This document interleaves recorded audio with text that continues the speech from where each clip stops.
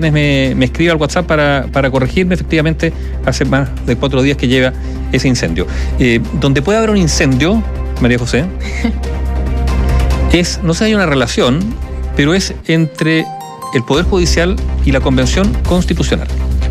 Este es un tema muy, muy delicado. A ver, la Convención Constitucional tiene plena libertad, efectivamente, para proponer una nueva Constitución. Esa es su tarea. Y en esa nueva Constitución, muchos han planteado que una de sus tareas es redefinir la relación de los poderes. No solo del Estado, de la República, incluso más allá de los poderes del Estado, como normalmente se conciben.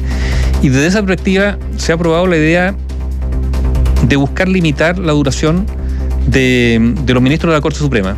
Algunos dicen 10 años, otros dicen 15 años, y que podrían seguir, después de ese primer periodo, pasando por un filtro que es una especie de fiscalización, control, aprobación, de una especie, hay que definirlo, un consejo, pero donde hubiese participación de distintas, hasta de la sociedad civil. Junto con eso también se busca limitar a solo 8 años la duración de los ministros de Cortes de Apelaciones y tribunales de jueces de primera instancia, es decir, los tribunales inferiores. O sea, son esas dos cosas las que se votaron en la Comisión de Sistemas de Justicia. Y para seguir, después de ese primer periodo, tanto en Corte Suprema 10 o 15 años y estos jueces 8 años, tendría que pasar por esta suerte de filtro. En el fondo es concursar de nuevo.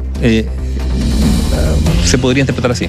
Ahora, ¿qué lo ha ocurrido? Había una reacción de la Corte Suprema, una declaración que leyó hoy día la ministra de la tercera sala de la Corte Suprema, Ángela Vivanco, señalando que esto afecta todas las recomendaciones internacionales, que podría significar un perjuicio a la independencia de los poderes y por lo tanto a los fundamentos de la democracia, digamos, la independencia del Poder Judicial en este caso, y que podría significar de una u otra manera una intervención política o la politización de los jueces que, para permanecer en sus cargos, podrían terminar plegándose a determinadas y eventuales mayorías políticas para proseguir, digamos, en sus funciones.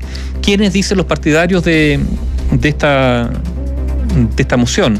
Es que esto sería un organismo técnico, transparente y que sería una manera de fiscalización del Poder Judicial. El debate está instalado por aquí, efectivamente algunos consideran que esto podría, ahora depende cuál es el proyecto y cómo se articula y cómo se aterriza. Pero algunos estiman que esto podría terminar siendo una injerencia indebida en la independencia del Poder Judicial y socavar, por lo tanto, las bases de un sistema democrático. Sí, lo que dicen al final es que atenta contra dos principios que son fundamentales para los magistrados, que son la inamovilidad de los jueces y también la independencia. O sea, acá el punto es que se votó en general esta idea y ahora se tiene que votar. Se tiene que ir al detalle, a lo particular de cada una de las propuestas, pero lo que se dice actualmente es que, claro, se atenta contra la inamovilidad de los jueces, contra la independencia, pero los convencionales también dicen que hoy día también tienen que renovarse, que hoy día la gente quiere justicia, pero se puede renovar, se tiene que renovar también, evaluar a los jueces para que no haya esta desfase también con la misma sociedad. La pregunta es quién evalúa, con qué criterio. O sea, es como lo mismo que algunos están planteando ahora, que haya un consejo para el buen funcionamiento de los medios de comunicación. Bueno, ¿quién decide lo que es un buen funcionamiento de los medios de comunicación? O sea, algunos podrán decir, bueno, que sea un medio de comunicación patriótico. Ya, un régimen autoritario puede ser de derecha o izquierda, siempre se acude al patriotismo. O sea, está el peligro, la sospecha, incluso en algunos, uno podría decir el peligro, la tentación o la sospecha de, en este caso, una injerencia en los contenidos de los medios de comunicación, por lo tanto, lo que puede interpretarse como censura. En el caso del Poder Judicial, la injerencia para la designación política de los jueces. Fíjate que nos escriben inmediatamente auditores. Entonces algunos dicen, oiga, pero ¿cuándo han sido independientes los tribunales? Es un debate, ¿no es cierto?, sobre la independencia de los actuales tribunales, cuáles son las injerencias eventualmente indebidas que pudieran haber ahí. Pero otro auditor me escribe inmediatamente y nos dice, ojo con la politización de los magistrados, lo que ocurrió en Argentina, por ejemplo, donde los gobiernos que entran y salen de acuerdo a sus preferencias políticas sacan y ponen miembros o ministros de la Corte Suprema. Y de hecho, en Argentina, esto termina siendo ratificado porque cambia el gobierno y empiezan a aparecer fallos, obviamente, me hago cargo de lo que digo, obviamente favorables al gobierno de turno. Y esto ha pasado con gobiernos de distintos signos.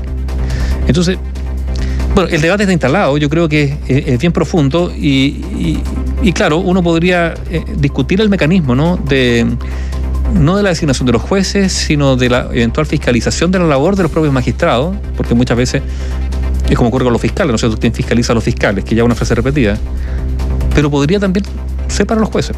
El convencional Mauricio Daza, que fue uno de los que firmó la iniciativa, dijo... Abogado, dijo a La Tercera que lo que se busca con esto también es que el Consejo Supremo de Justicia, que va a estar a cargo de esta función de fiscalizar, sea el que tenga que evaluar a los jueces y ver lo que suceda, pero también se habla de que hay un riesgo en que los magistrados empiecen a fallar pensando en su vida laboral una vez que concluya su carrera como judiciales, porque al final hoy día tienen que hacer una carrera de especialización para poder convertirse en jueces. Claro, y a ver, ¿y qué es lo que ocurre? Que hoy día un juez es designado juez y sabe que hasta el final de sus días va a ser juez.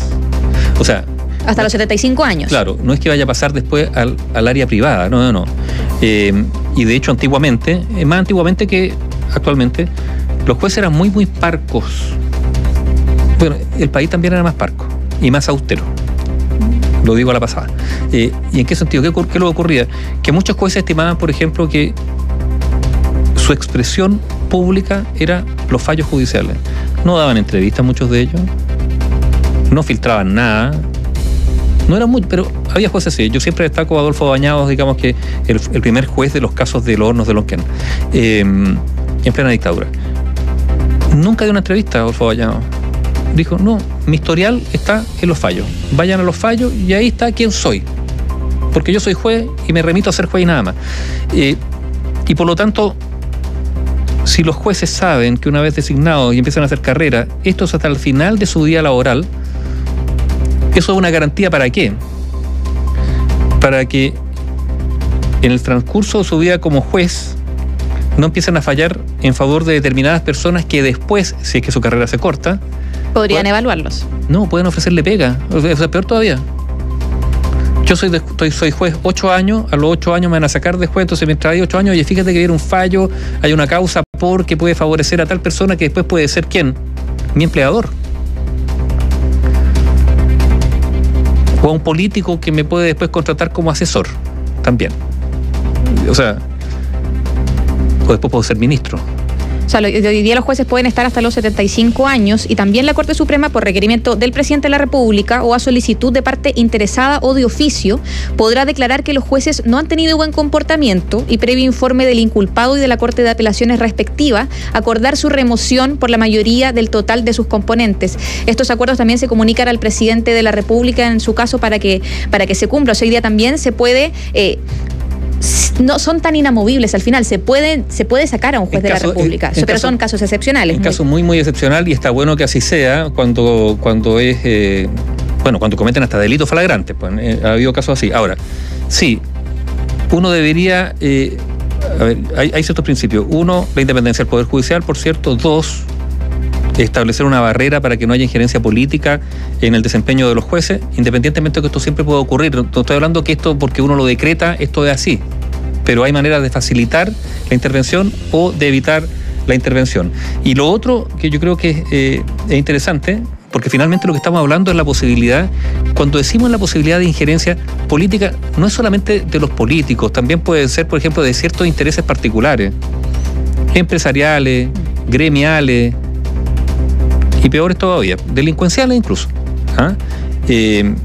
Y por eso hay que ser tan celoso respecto, digamos, a esta especie de escudo protector en torno al Poder Judicial.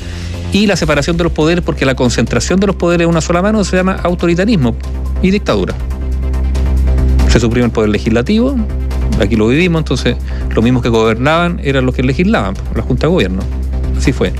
Y los poderes, y el Poder Judicial, que carga con esa culpa hasta el día de hoy, no fue muy independiente en la época de la dictadura. El punto es que esta norma fue aprobada por 17 votos a favor, o sea, fue bien transversal en los sectores políticos. Ahora, también uno podría pensar que la Convención Constitucional aspira, y quizás sea un sueño un poco, no sé la palabra adolescente, digamos, pero, uno puede también entenderlo, en virtud de un juicio muy crítico respecto a la situación actual, quieren efectivamente hacer un cambio muy profundo y algunos hablan de refundacional. El problema es qué es lo que quieren refundar. Porque hay ciertos principios que garantizan la democracia que son imprescindibles. Y uno es la separación de los poderes y la independencia de los poderes. Es absurdo aspirar... pueden que no compartan este comentario. China no es una democracia.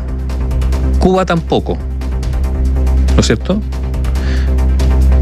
La dictadura, el régimen de Pinochet tampoco lo fue. La de Stroessner tampoco. ¿Por qué? Bueno, porque los poderes habían perdido su independencia, estaban concentrados en una sola mano, entonces quien legisla, ejecuta, controla la policía, persigue las disidencias, hay partidos únicos, se prohíbe el pluralismo, no hay libertad de asociación, bueno, todo eso, digamos. Entonces, si no ocurre eso, vale decir, si no hay separación de los poderes, si no hay mínimas libertades, si no hay una barrera para la injerencia política en este caso de los magistrados, etc., si no hay libertad de expresión, bueno, si esas cosas no ocurren, ya se deja de ser un régimen democrático. O sea, no se puede inventar una democracia sin esas mínimas bases. Pero de todas maneras, esta idea está en los primeros trámites en la Convención Constitucional. No, esto va a ser tema de gran debate, todo esto. Estas son propuestas también, digámoslo así. O sea, es una propuesta de la Comisión que tendrá que ir al Pleno, hay que ver cómo se ejecuta. Y ojo, la Constitución tiene que plantear ideas genéricas y después hay que ver cómo esto si es que se llegase a aprobar, se implementa a través de leyes, reglamentos, etcétera, etcétera. Bueno, pero el tema está instalado. ¿Por qué? Bueno, porque la Convención ha empezado a trabajar y a hacer propuestas de fondo. Y en esas propuestas de fondo el debate está garantizado.